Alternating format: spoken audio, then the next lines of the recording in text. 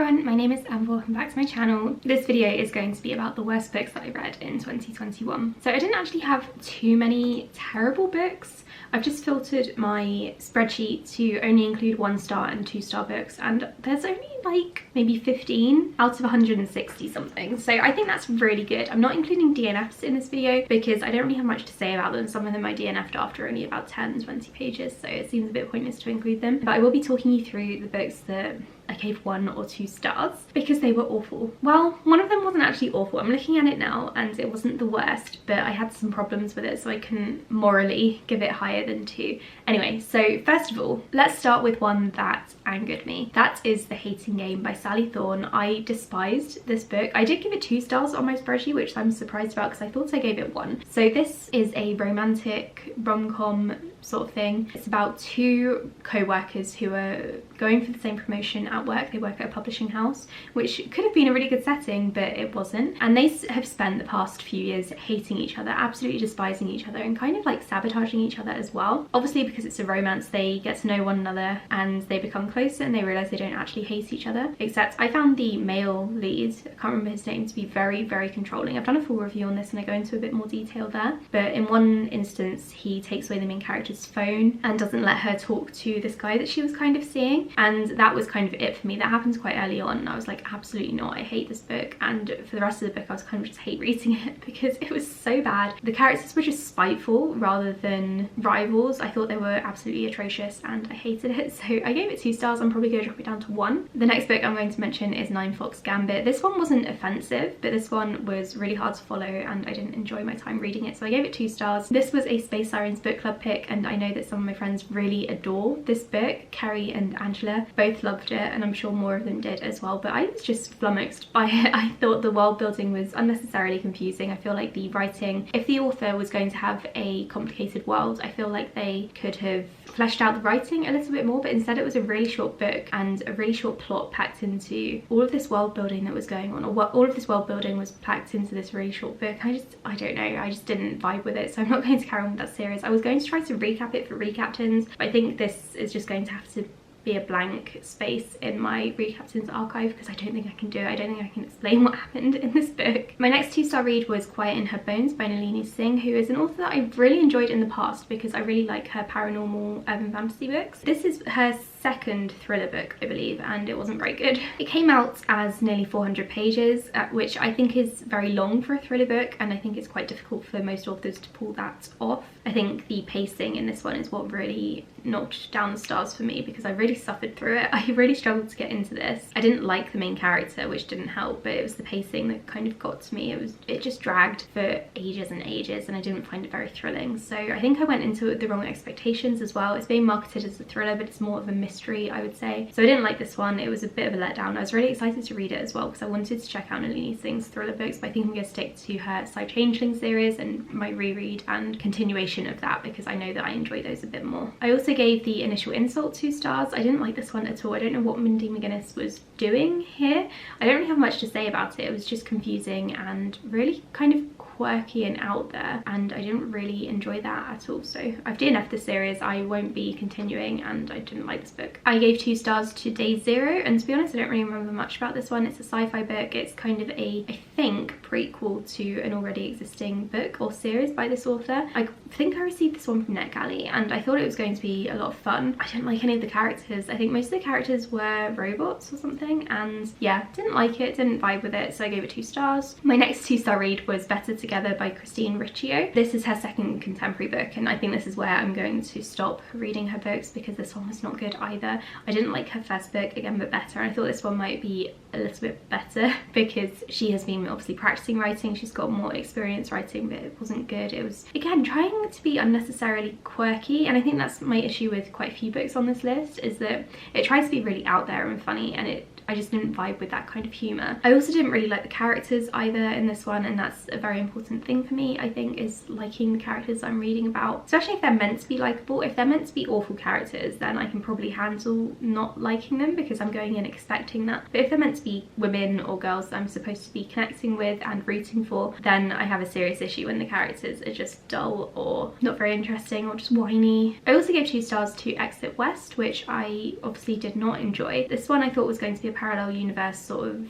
teleportation time travel book, but it ended up just being a bit weird and I don't really understand what it was trying to do. I don't really have much more to say about this one other than I gave it 2 stars. So yeah, I also gave 2 stars to Leave the World Behind because I thought this was going to be a post-apocalyptic book, and it kind of was, but it didn't really focus on that at all. It focused more on the relationship between the family, and even then it wasn't very good. It wasn't a very good focus at all. My main issue with this one though, which left me rolling my eyes quite a lot, was that the author kept comparing things to breasts or penises, and I just thought it was a bit weird. I don't really know why the author brought up genitalia so much. I find this with quite a few male authors actually. They have very strange descriptions for things, and in a post-apocalyptic book, it's not really what I would have expected, and so I didn't like it. It made me quite angry in some places as well, because I was like, for fuck's sake, why is he talking about his dick again? So yeah, I didn't like this one. It didn't give me what I wanted. I wanted a post-apocalyptic book where it was kind of up in the air as to whether this apocalypse was happening, but the mystery wasn't really there. It wasn't thrilling, and I didn't like it. I also gave 2 stars to Barbarian Alien, and this is the one that I don't think is actually atrocious or offensive. It's a little bit offensive in some places, but I gave this one 2 stars because I hated the romance in it. So the main characters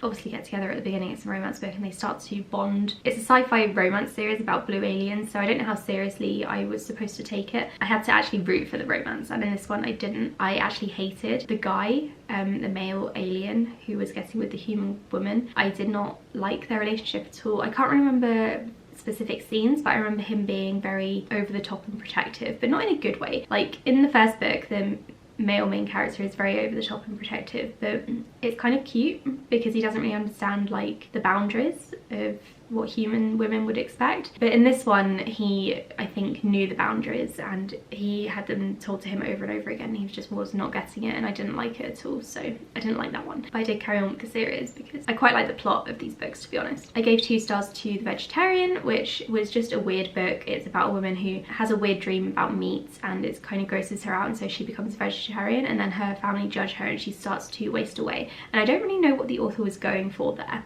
So I gave it 2 stars, not just because I was bitter about not understanding it, but it was just weird and not my kind of thing. I think it's meant to be sort of like horrific literary fiction. I don't really know what the message was there. It wasn't very clear, and I don't know if it's just because it was a translated work and that's why I was struggling to really understand it. Maybe if I understood Korean I would have a better time of it. I had a very similar experience with Before the Coffee Gets Cold, which I believe someone told me was originally a play and it's been turned into a book, and I think between that and the translation this one sort of fell flat for me as well, so I gave it 2 stars. I don't really have loads to say about it. I just found it very boring, and I found the concept very interesting about a coffee shop where you can time travel back into time for as long as your coffee stays warm. I thought that was really cool, but otherwise I thought the writing and the pacing were just off for me, and I found the first time travel-y little bit in the beginning to be very interesting, and then it just got repetitive and it just boring. I think that's what most of my 2-star books are. They're either really freaking weird or really boring. Then I also gave 2 stars to My Friend Dahmer. This is a graphic novel about a guy who went to school with Jeffrey Dahmer and is now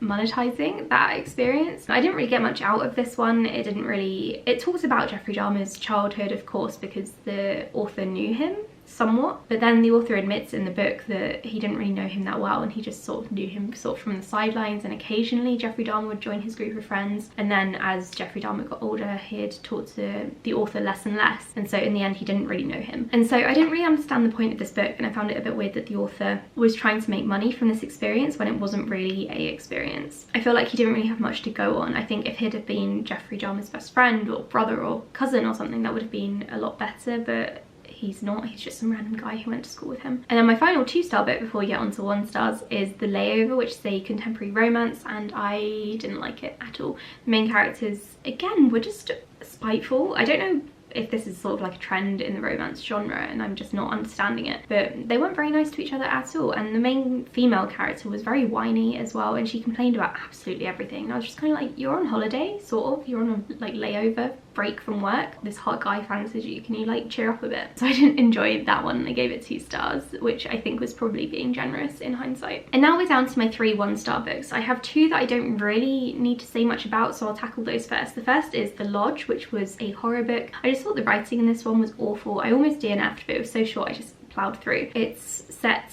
in the Scottish Highlands. A police detective goes over to a hotel and weird things start happening there. I think it had a lot of potential, but unfortunately the writing style itself was what let me down. It felt like a very inexperienced author was writing it. It was very unpolished, so I didn't like it. I also read The Storm, which is a graphic novel. I gave this one 1 star because while I liked the concept, the time travel sorts of stuff, I didn't like that all of the characters, not just the kind of standard high school bully, but all of the supposedly nice characters that we're meant to be rooting for, were very horrible and fat phobic to this overweight character, and they said such terrible things to him, even if it was like meant to be in jest. All of their jokes were fat jokes, and I really didn't like it, so I gave it 1 star for that, and I won't be carrying on with the series because there's no need to be that offensive in 2021 or 2022 as we are in now. And then finally, one of the worst books I've read this year is one that I was actually quite looking forward to, and that is Serpent and Dove. I hated this one. The writing style was okay, so that wasn't the worst part. The worst part was the romance and the characters, and also the plot, because the plot was very, very, very thin, and I feel like for a 500-page book it should have been fleshed out a lot more, but instead the author kind of just waffled on and didn't really get anywhere very quickly. I feel like this book could have been 300 pages and I would have experienced the same sort of thing, and I probably would have enjoyed it more because it wouldn't have dragged on. But yeah, the characters in this one as well, they were just very like standard. I don't really know how else to explain it. Like, they don't stand out. I barely remember their names, if I can't remember their names at all, although that does happen in my favourite books as well, so I can't really hold that against them. Just the stuff that they were doing, I was just like rolling my eyes half the time. It reminded me a lot of City of Bones, the first book in the Mortal Instruments series, which I think came out in like 2007 or something. So this YA book, which came out in 2019 maybe, felt a lot like a book that came out a decade earlier, which is fine if that's what the author is trying to bring back, but I don't think she is. I think she's trying to be a bit darker, more intense than early YA, and she didn't really manage that at all. I just didn't like this one. I struggled to follow the plot, to be honest, and the characters are ones that I really didn't care about, and I did try to read Blood and Honey so that I could recap it, even though I didn't like this book, but I just had to DNF because I was just like, can you guys just stop talking and get your act together? I really did not enjoy it. Yeah, I think what I'm actually going to do now is look at some statistics and see if there are any trends in my least favourite books. I don't think there are. I'm going to talk about this more in a stats video, I think, but from looking at my 1 stars, 1 is adult, 1 is YA, 1 is middle grade, 1 is horror, 1 is paranormal, 1 is fantasy. So I don't think there's any trend there. And then in my 2-star books, again, most of these are actually adult actually. I think only 1 is YA and 1 is new adult, so again, doesn't really seem to have a trend there, especially because most of the books that I read this year were adult books anyway. A couple of them are translated works, so it could be partly that maybe the translation isn't as strong as it could be, but from looking at them it does look as though most of my issues with these books were they're trying to be too quirky or funny, and that humour just didn't really sit right with me, maybe because I'm really boring. There are a few thrillers in there, which makes sense because that's what I read mostly, magical realism, a couple of romance books, so again, there's not really any trends that I can see. They're just bad books in my opinion. I don't think there's anything that I can take from this, and I don't think I can learn much from it. I don't think in the future I'm not going to pick up like magical realism just because I didn't like 2 books this past year. So yeah, those are the worst books that I read in 2021. I don't think I was too harsh in this video, but I don't think I was too nice either, so I'm happy with this. I'm glad that there were so few bad books in my year of reading, and I'm really looking forward to seeing what my least favourite books of 2022 are at the end of this year. Thank you so much for watching this video. I hope you enjoyed it. Please like and subscribe if you did, and I'll speak to you all in my next video in a couple of days. Bye!